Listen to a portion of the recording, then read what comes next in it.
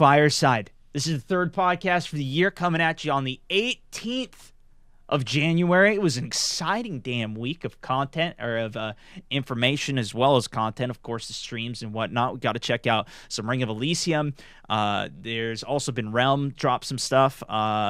Division 2 dropped their PvP info, so we finally got some stuff on that. And there's a ton of really good questions from you guys that we're going to be able to get to.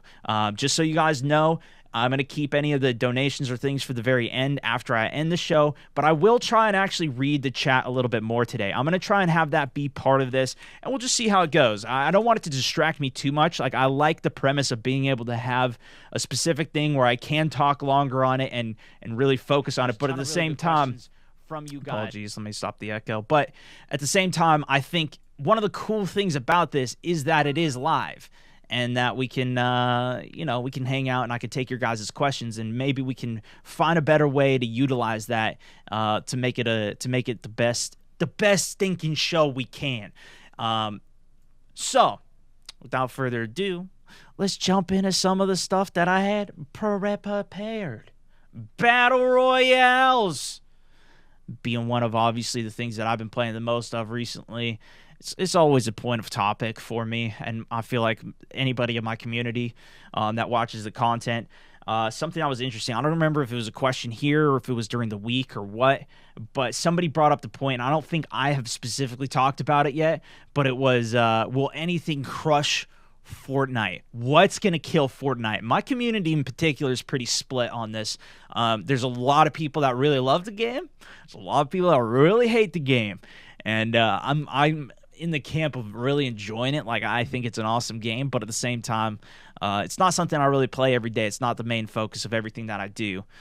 It's just something that's kind of like, when I'm looking for a different Battle Royale to play, it's a great one to play. They always drop a ton of content for it, and they're in such an insane position, I don't see it ever happening. I think the game's going to be here for another easy 4 or 5 years as a game. Maybe not the most in popularity, but if you look at something like Minecraft, which was kind of like the predecessor of something that just took over the world in video games, maybe those kids that are just starting to play Fortnite, or there's older people that play it too, but I think obviously it's huge with teenagers and people. It's big in schools, and I think those guys are going to grow up and want to play other games. So I think overall it's super beneficial for like gaming in general, because it's making it more normal. Like, there's teams, there's leagues that are starting, they're literally spending millions of dollars on esports for it. Like, I feel like Fortnite's going to be crushing for a while, but it still leads to the question, like, there's so many more battle royales coming out now. It's like, are any of them going to crush it? Are any of them going to take over? I think there's potential, but I just don't see any. Personally, I don't see anything taking over Fortnite. But there's going to be something that comes along and does. There's going to be some other game that is better, that is, more formatted, that's going to be free, whatever. It's going to be similar, but it's probably going to be a different genre. I don't imagine that a battle royale is going to be what replaces Fortnite. I think just like Minecraft was kind of replaced by Fortnite, kind of. I mean, there's still a lot of people that play Minecraft too. It's not dead, but I think that's, Fortnite's the main talking point of games. There's going to be something out. We'll see what it is. And that's what, I'm obviously keeping an eye out for. I think everybody who's creating content is, just because they're just looking for always something fun to play. But in terms of battle royales that are coming out, in terms of what I think is going to stand out, I don't know what could even take a majority share at this point.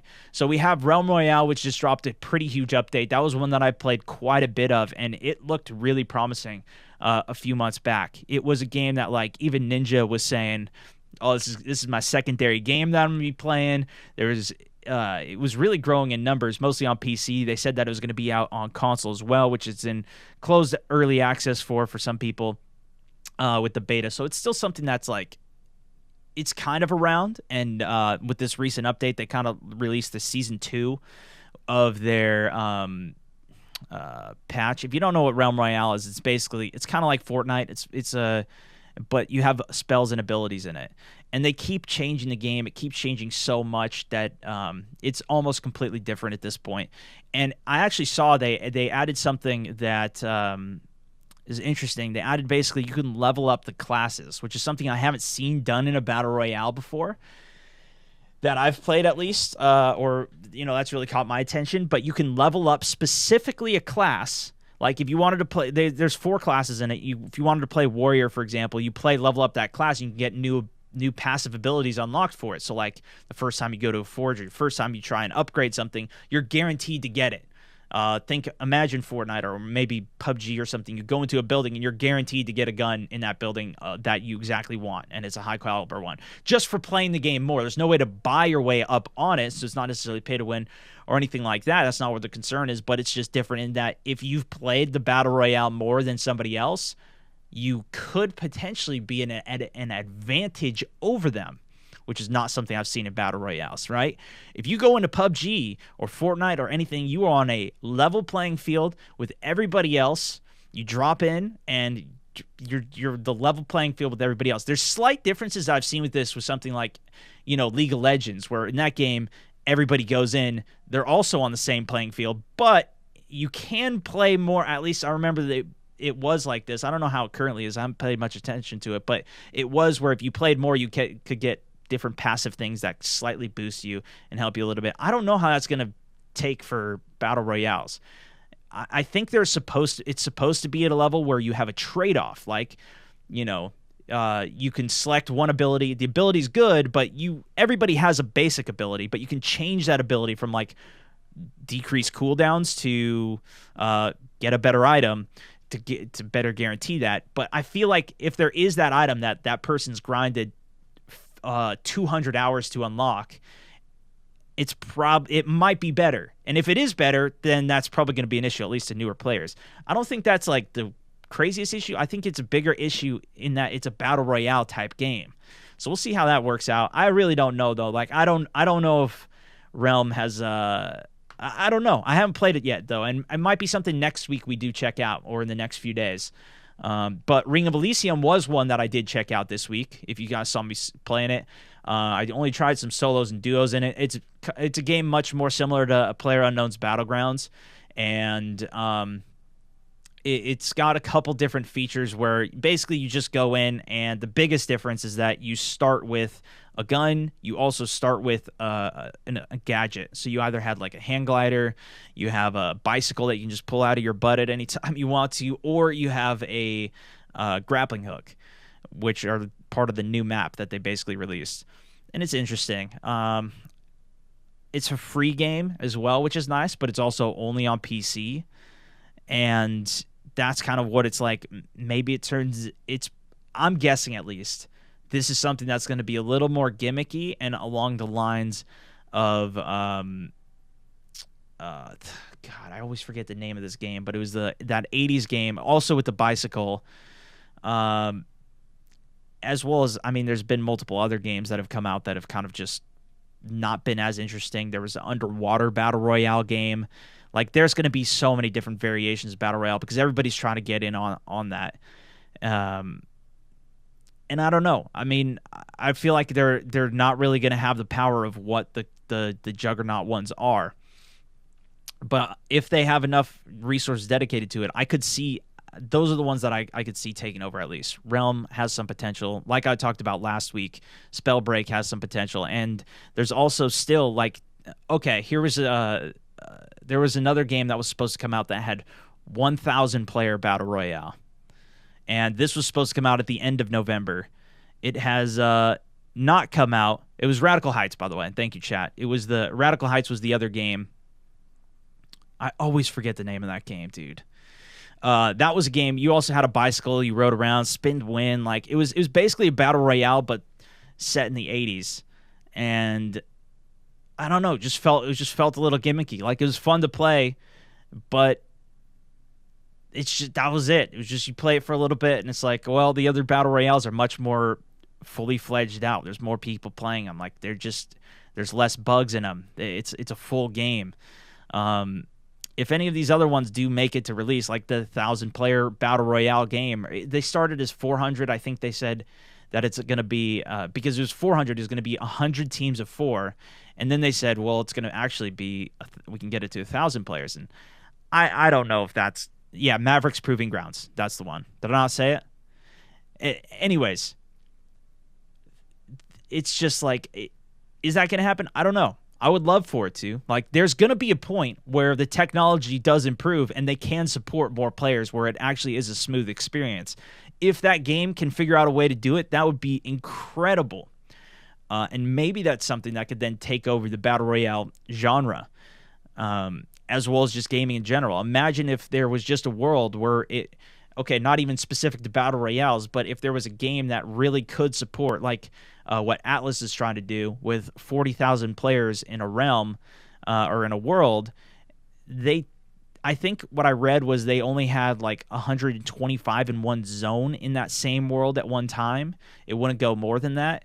So it was still limited, but imagine a world where the game could support 1,000 players in one area and like the technology gets there. That's where, okay, maybe we're talking, that's on another level. Like I can't even think of what the potential for something like that would be. It would be, I don't know, dude, that's crazy, but it's going to get there eventually. It's just, I would think, at least, I don't know, but that's got me a little bit more excited. So, and then in particular about Ring of Elysium, though, that we did play, a lot of people were asking me what I thought about it. Is it going to be good? Like, I do enjoy it. I think it's pretty fun. And it's definitely worth checking out, especially because it's free, so why not? But the map was cool. The gadget's cool. Still kind of just want to play PUBG, though. That's just my own personal perspective. Also, we got some more news on Division 2 PvP. EVE Online is good MMO that handles a lot of players at 1K. Yeah, but doesn't that one too still limit the amount of people that will all be in one area at a time? There's also there's a big space game that's coming out that's going to be, there's tons of stuff that's all in the works. But I don't know when it's really going to be out and what it's going to really rival. That's the thing. Like, if these games really don't run good and they're too complicated, I don't know. I don't think it really has. We have to see what it is in full release. Like, we can't just talk theoretical for all of this, because it would be so great if there was a solid 1,000 player battle royale. I'm sure that would disturb the state of battle royales, but it's like, is that really going to happen? Yeah, I don't know. And that's where some of the AAA names. So obviously we also have Firestorm coming out for Battlefield. Even that, that's still not coming out till March. It's too unpredictable with where it's going to be. Also, Division 2 PvP. This is what I wanted to talk about. Last week I said we had some theoretical things going. Well, now they gave us some hard facts out here. They showed us the new concept that they're going for, and it's very similar to Division 1. Which has got me a little I don't know how this is really going to be. Here, I'll show you. There was a little bit of there's a little bit of footage that they released for it. Okay, so the overall concept is there's still going to be rogue agents in here. If you didn't play the Division 1, it's basically you go into this open world here. I have it sped up. Let me slow it down. You go into an area that's it's PvP free, so you can attack other people. It's kind of like Sea of Thieves, where you can just steal other people's stuff. You just straight up just steal it from them. You do have to kill them in order to steal it in this game, and I think it's actually going to be a little different than and as free open as I kind of want it to be. I feel like one of the things that's always driven me to play games like World of Warcraft, and for its PvP, which is something that I really liked back in the day, was always to get the sick-ass gear. I wanted to get the gear and dominate people.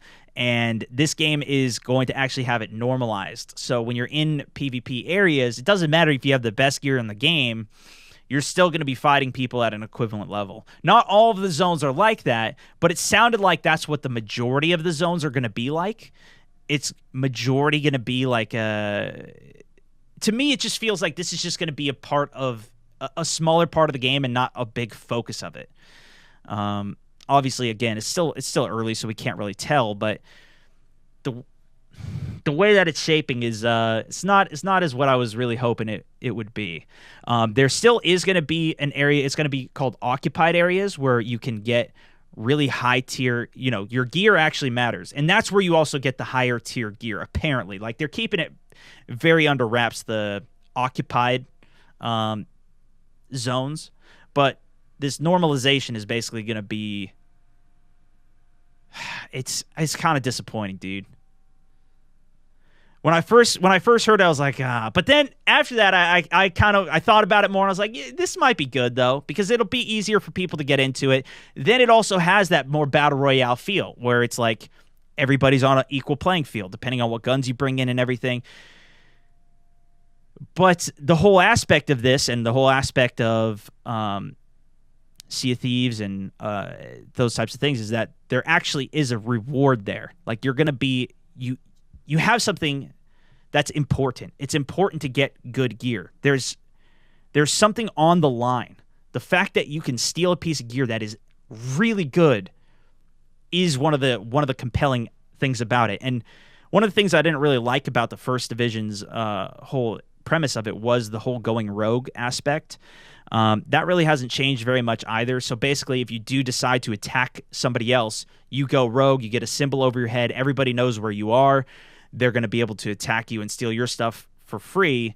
I think that kind of helps level it out a little bit, but it was something I never really got completely on board with. I never really understood from the first one.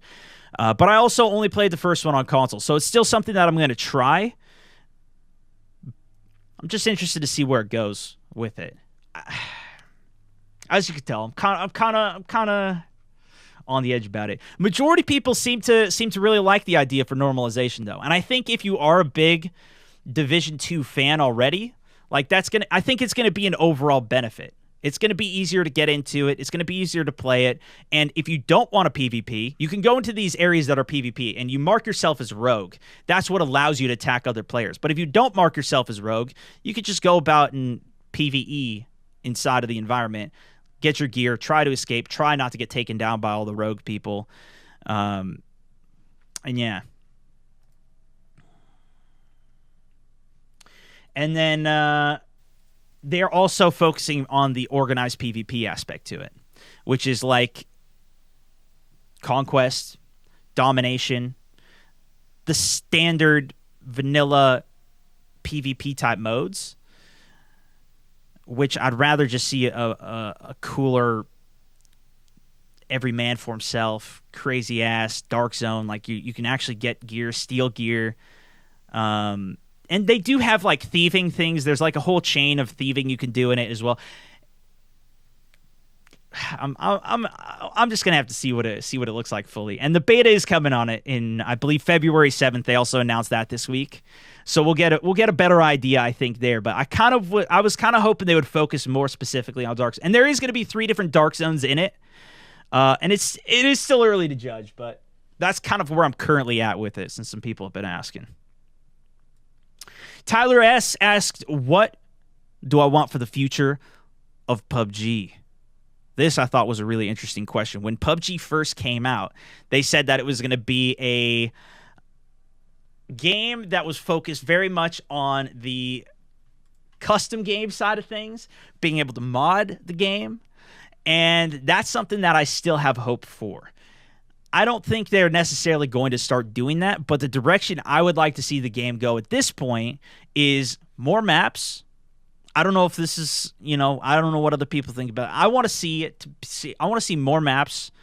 I also want to see a bigger expansion on the custom games and the crazy limited time mode type thing that they started doing, that we've seen like games like Fortnite do, that bring out just different ways to play the game. But further expanded with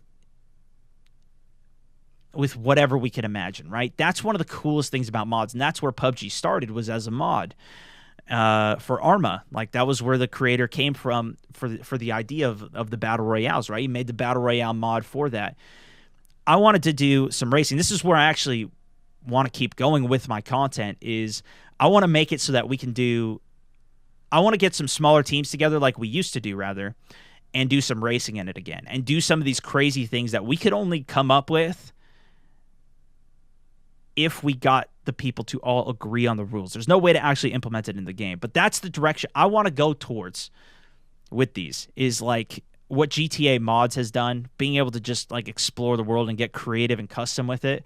If PUBG doesn't want to make it so it's available for everybody else, if they have a team that's just dedicated to expanding the custom game environment on it, and not in particular just to the custom games, that's what I'm saying, like being able to queue into it as well. They have war modes in the game, they have zombies in the game. The only way to play those right now is to get a custom game together, like me streaming that, which I do, but it's just not scalable to the same extent. And you can try and get all your friends together in a game and create your own game, but because it doesn't matchmake people into that, there's no way to matchmake it, you can't get that same experience. To my knowledge, they've never done zombies in matchmaking, and they've never done war mode where you can just matchmake into it. I feel like that would be an incredible benefit to where the game could go, and that's where I want to see it going. I like the competitive aspect to it too. I think that's fun, but like if they had a proper ranking system and went for that direction too, I think that could be fun, and you're going up against people of an equivalent rank as you. I haven't seen a battle royale really do that super well, and the game that I did see kind of try to do that was Islands of Nine. They were going for a much more esports heavy driven thing, focused on, you know, keeping it a leveler playing field, keeping it where you're going to be able to go into more ranked matches, play against people. I think that was the direction that was my understanding, at least, of the direction they were going. It was much more esports focused. I'm just personally not as much into that. I think the creativity and the fun aspects of it, that's what I think has carried over Fortnite really well, and that's what they're doing really strongly in a lot of areas, although they have made mistakes that not the whole community doesn't like. They do a pretty good job of splitting it off into a separate mode. I would love for them to do that. Peter W. also asked, do I ever hold back my opinion on games? I thought this was an interesting question. Do I ever hold back my opinion on games for future opportunities that I don't, that I want to try and do? Like, you know, if I'm going to do some type of sponsorship or something with a company. I don't.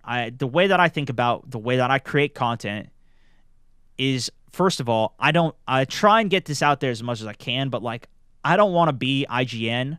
I don't want to be a company that's like reviewing games for the sake of trying to inform you, is this worth the money? There's so many channels that already do that do a fantastic job of it, that are trying to figure all that stuff out and trying to, you know, they're trying to be the go-to on the source for what's the best game to get right now and everything. That's not what I'm going for. I'm a dude that likes to play games. I have my own biases of what I like in video games from my own, like, I try and be as open as I can whenever I'm talking about a game for that. There's a lot of games that I really like that other people don't like. I played Battlefield Hardline a lot. I played that. I made videos on it almost every day. And I don't think I have very much Battlefield Hardline audience still following me, but it was a game that I was playing every day. It was just something that I absolutely loved. And I got the chance to even talk with some of the developers on it and get a little deeper into it. It was some of the most fun that I had doing it. And, you know, I just try and be as open with whatever I'm doing as I can. There are some games that I don't agree with as much, and even like PUBG, I'm a PUBG partner, right? I talk smack on them all the time. It's just something that, like, I try and be as professional as I can whenever I do anything. And if I don't like something, I try and just put together my thoughts of, this is what I don't like. You can try and change it, or I'm just gonna go play something else that I kind of prefer. But I think that answers your question. And yeah. Battlefield Hardline, maybe the most played of all time. Tom, my guy, got another hardliner out here. It was fun. I enjoyed it. Didn't really stand up very well, though. And it was definitely not a main Battlefield type game. Like, I agree with all the people that didn't like it in terms of, like, it would have been cool to see something else from them, but, you know, I still really enjoyed it.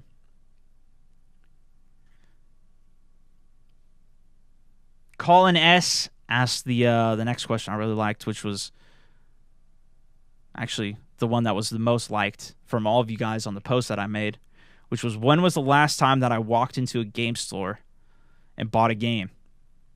This was like all I was doing when I was younger, right? But I didn't really think about the question, or I hadn't thought about that, and it kind of made me realize how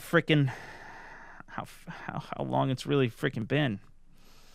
The last time that I think I stayed I did a midnight release was for Battlefield 4, and I think that was the last game that I got in store as well. Now, I did get the Switch, and I got Legend of Zelda. I did get that in store. That was great. I didn't play that any of that on stream or anything. But after that, all of the other games that I've just bought are online. Everything that I've got has just been online. Like, after even Xbox One, everything I've just got it online. I don't like having the physical discs of games. I feel like they just clutter everything up, and if I want to go back and play a game, I could just download it rather than I just have stacks of old games and stuff that I don't even want to have. Like, I just want to go back and play the game. I don't necessarily need the physical thing for it. I'm very much not I don't care about having it physically with me.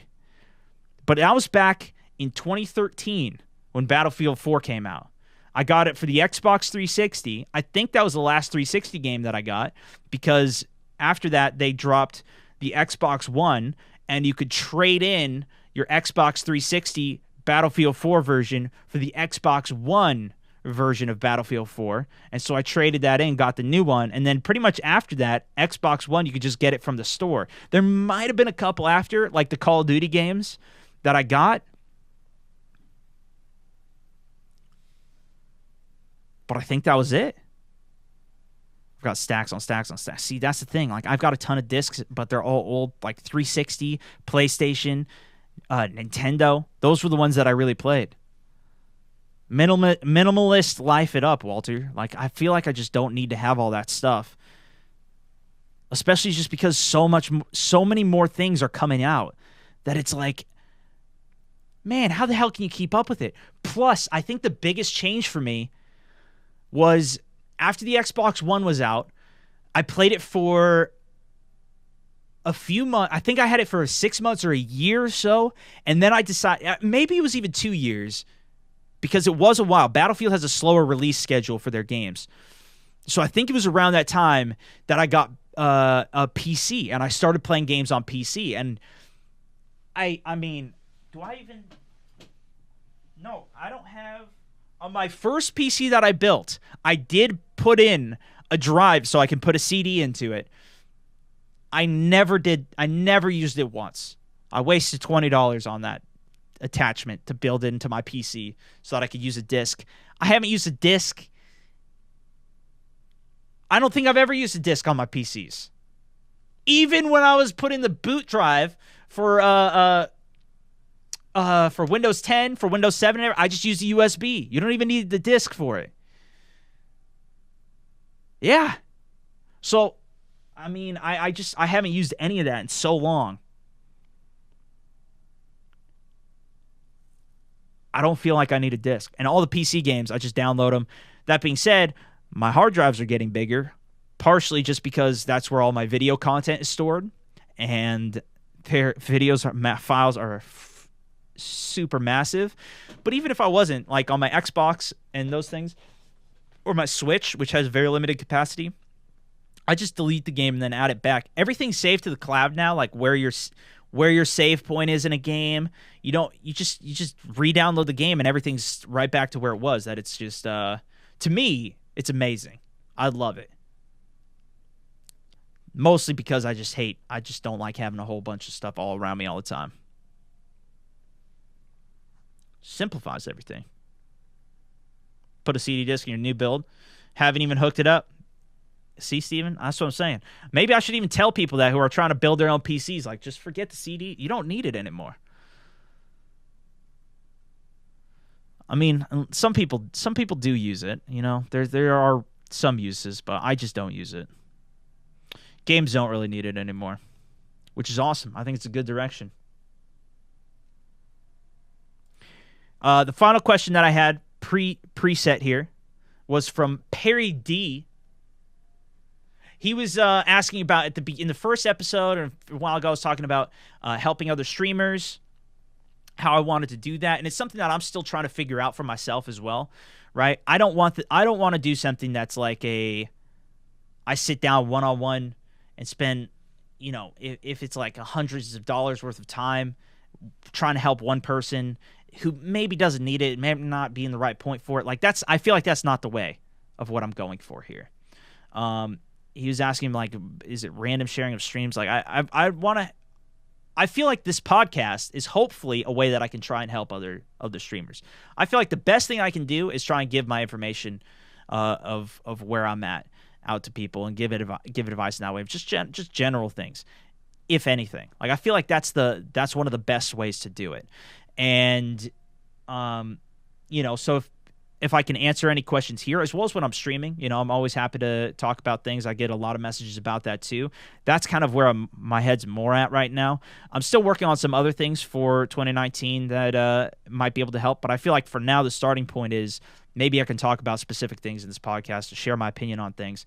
But at the end of the day, it's just like any other business, and it comes down to everybody's own work, and I can maybe help frame things in a certain way or help share my thoughts on things that could be helpful, and I'm planning to do more of those types of things, but I think the starting point is this, as well as just my my main streams. I do still I share other people's streams on when I'm done, and there's only going to be so much retention from that if based on the content. He was also asking about is it based on people's quality of their streams and whatnot. I think that's a huge part of it. Like I try and share content from friends because a lot of my the guys that I really enjoy, I just enjoy their content. So I try and share posts from other people's content that are literally just what I think is amazing and what I think other people should see. Like when we shared Ray-Van's stream, I think it was a few months ago. We've rated him at least once since as well. But that was just something that I was like, dude, this is so awesome. This is something that people should see. This is like a 12-year-old kid who's owning at PUBG. This is incredible. So it was something that I shared out. And there's still things like that. That's what I want to do. I'm not just going to share 100 streams every day, because then it just loses all the value of that. And it's just, there's not that. It's got to be value and content oriented. There's got to be the underlying base there. And the content should already be catered for an audience of whatever size you want to do, which was the second question too. Perry, he had a lot to say. All right, chat. He had a lot to say. I'm trying to sum it up and make it as cohesive as possible. He also said, what do I think is the thing that's going to take my streams to the next level, try and get up to where kind of the top streamers are? Do I need to change the way that I make content? He said, he doesn't want me to change my personality or where I'm at in order to try and make it up to the top. And I agree. I don't think that's the way. I don't think that's the way that anybody's done it ever. I don't think the people that are at the top changed anything that they were doing in order to make it to where they were. They did what they did, and that's what got them there, right? I feel like what I'm just trying to do is find my own way with my own content. And I don't think there's anything that's ever going to change. I think it's just going to be improvements, if anything, right? I'm just going to try and continue to figure out where I can improve, what unique content I can put out that's better and that will increase my audience size. That's the only thing I'm ever thinking about. When I stream, I don't even look at how many people are watching. Sometimes I do, typically to my own misfortune of how many people are watching or anything. I try not to focus about any of it. All I'm doing is just trying to put out the best damn content that I can and make it as entertaining as possible. Things that, chat, you guys aren't even thinking about. I want to do whatever I creatively can to try and put together some dope stuff, some fun moments, and that's what I think succeeds the most. I've got to figure out a way to beat not just other top streamers, but content in general across the internet. There's certain limitations that I put on myself. I don't just for my own sake. I don't care what other people do. I think there's great things that other people do, but I don't typically try and that's one of the harder things for me is like on YouTube is like clickbaiting videos a lot. I don't really do that. There's sometimes I'll entice a little bit with my videos, but I really kind of keep them a little bit more to what's actually going to happen there. And I try and just let the content carry. Unfortunately, that means that I don't get a lot of clicks, which clicks help the algorithm to try and determine, what to show to other people.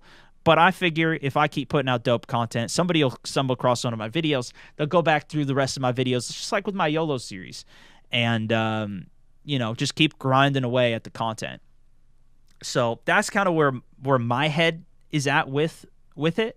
And I feel like if I'm trying to create content, in terms of like some of the top streamers out there, that's regardless of platform. Sure, I'm one of the top streamers on Facebook, but looking at it from, grand scheme of things, like I always want to keep improving everything that I'm doing and reach as many people as I can and make a fun, entertaining show that, everybody enjoys. That's what I'm trying to do. And I know that wasn't very eloquently said, but hopefully it makes sense and answered your question, Perry. And if you have any follow-ups, feel free to let me know in the next post for next week. All right, chat. Also, the rest of you guys who put supporters, who put down all your questions, go watch the other episodes of this. They're only like 30 minutes to an hour. We're going to keep it simple. But you're asking the same questions a lot. We got to tighten that up a little bit, all right?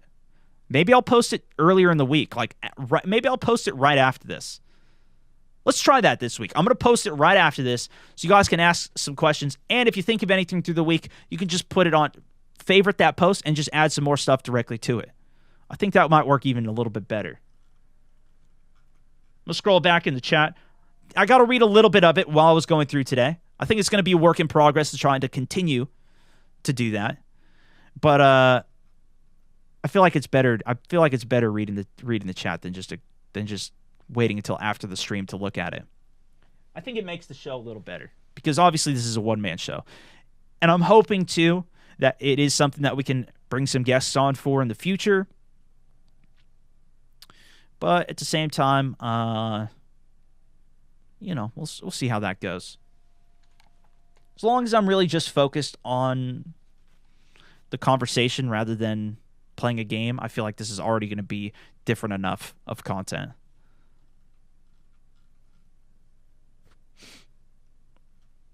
Found you from your YOLO videos on YouTube. Pushed me to want to watch more because the personality and gameplay drew me in.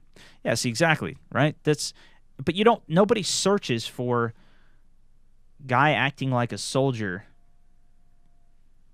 unless you hear about it from somebody else or there's some other means. So that's where I started creating other content and try to say, hey, you like the top plays? Go check out, because people will search for top plays, or they'll see epic moments or epic clutch or whatever. Hey, you like this show? Yeah, go check out that one too.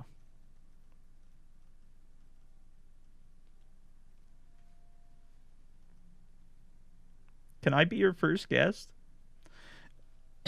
You know what? Maybe we do it as something where we bring on somebody else into Discord and have people directly ask and be part. Maybe that would be even better. If you have a question, maybe we bring you in on it and then we can actually just talk. And so if you have a follow-up question, we just get it right there. And we can have more of a conversation that way. Maybe that's a better way to do it for the back half. I don't know. Or maybe we just do it occasionally. But I think chat helps too. Got any Battlefield 5 playtime in with the new update? That's on the list, Chris. I unfortunately have not yet. But I saw that they have made some updates. The biggest thing that I'm really waiting for right now is... Oh, dude, I didn't even talk about that. I forgot to mention it. Is the Battlefield 5... it's small. They showed a little teaser for their Battle Royale mode. And it looks like you're going to be able to drive a tractor in it. I'm going to see if I can pull it up. Battlefield 5. It was just such a short little teaser.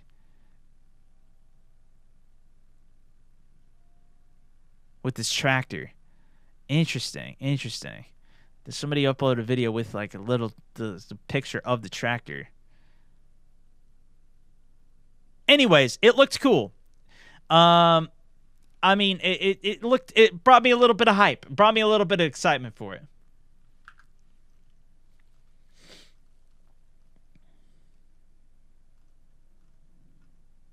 Aculite would be amazing. Yeah, if we brought Aculite on, that'd be fun. I did see some requests for it in the actual post too. And I'd be interested maybe if we got Aculite down to do it, if we got some questions for him too that were more specific. I mean, yeah, we'll see. We'll see where it goes. Obviously, great guy to stream with, do some duos with. Always a lot of fun. I'm going to wrap it there, though, guys. Hugely appreciate you all tuning in. Chat, have a fantastic evening. I will be keeping it. I will post the follow-up right after this, so you guys can already start replying and figuring out what you figuring out some questions for next week as well, if you have some. And we'll get a little bit deeper into whatever else comes out. Next week's going to be pretty big. It's going to be the full lead up to the beta for Anthem. And who knows what else is going to drop. So until then, that's for this one. Thanks so much for watching, listening. This is StoneMouse64. Over and out.